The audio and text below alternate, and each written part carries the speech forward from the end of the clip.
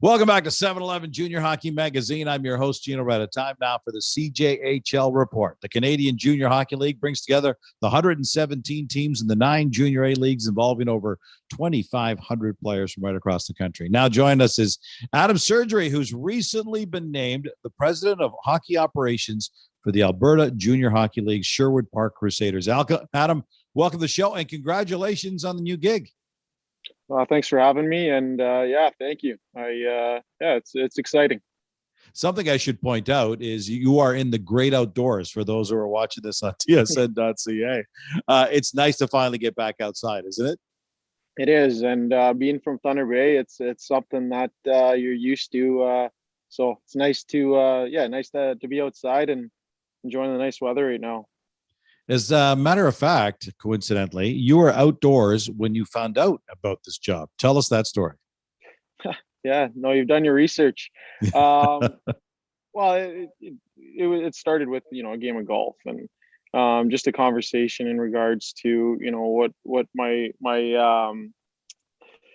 position was at the time was the director of coach and player development at KC Hockey here in Edmonton, and we just having a lengthy discussion of what my vision and plans were for that, and and after a while we just maintained a good relationship, and it's become a friendship now where when they made some changes, they reached out and asked if I wanted to be a part of it, and it was really exciting. It's something that after some discussion, it was an easy decision. In conversation with Sherwood Park Crusaders president of operations, Adam Sergerie, one other project you're working on, as well as taking over this organization, is the potential of a new barn. Tell us about that. Yeah, you know what? It's we're just in the beginning stages of it. We're at the point right now where we're trying to have some discussions with the provincial government and obviously the council here in Strathcona to just see if there's an appetite, and to start it off here, we've got a lot of people interested in trying to make it happen. Now it's working with the ownership in terms of how do we do that.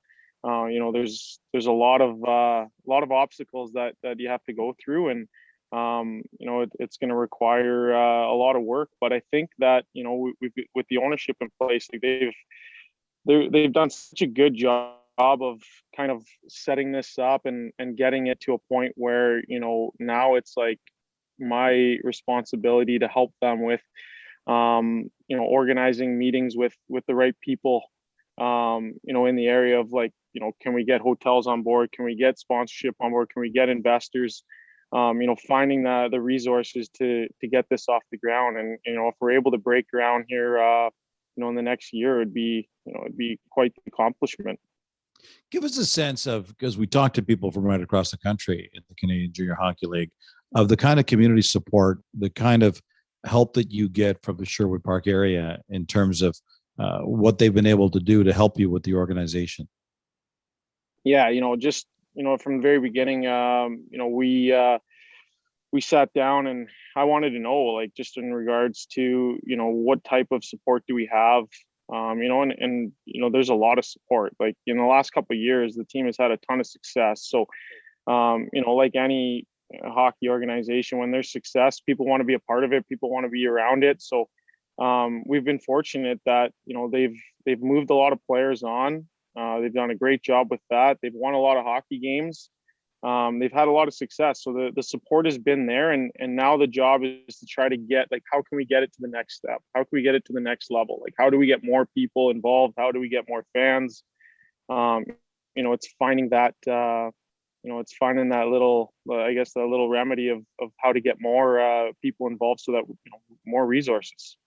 Speaking of guys who went through the program, you had a pretty successful CJHL career, almost 300 points, 284 points in 164 career games. What's it like now to have gone from player, been away from it for years, and now coming back and support the players of the future? It's exciting more than anything. Just having gone through it and and felt, that success piece. But like, there's also the other side of it where like, I kind of failed myself in some ways too, of not doing some of the things that would have maybe provided me more opportunity outside or after junior. And, that's the exciting piece for me is to be able to help, put things in place so that our players are educated. And give me some examples of that. What do you mean? Well, I was not the hardest working player to say. I relied heavily on just my skills. I knew that I could get away with what I had at the junior level, right? Like I knew I could put up numbers. I knew I could put the puck in the net. But the reality is like once you leave junior, the game gets tougher.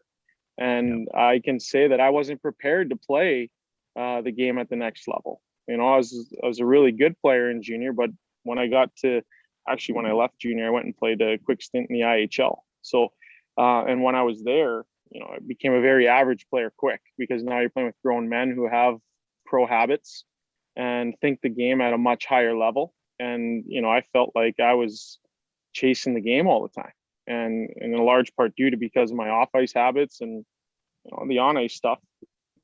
It was, the skills were there. It just didn't have that foundation of understanding of what was next. So that's the stuff that I'm excited to share with the players and be able to help them understand that, hey, you know what, when you leave here, like it's only going to get tougher. So let's make sure that transition is easy for you, or easier. Good for you for recognizing that and then saying that this is a story that I want to share, because I would think that the kids you're talking to, when they hear your story, when they hear how disappointed you are that you didn't do more with the skill set you had, that's going to encourage them. What kind of conversations have you had with kids so far? I haven't had many. Like I because of COVID and me being a school teacher, like I haven't been able to be around them all that much. So for me, like the process since joining has just been analyzing, like just having discussions with the coaches and the business and marketing side of things. Touch base a little bit with some of the players, because I do know them. I've coached them in the past when they were younger. And so just having some small conversations, through text and whatnot to, just touch base with them. But,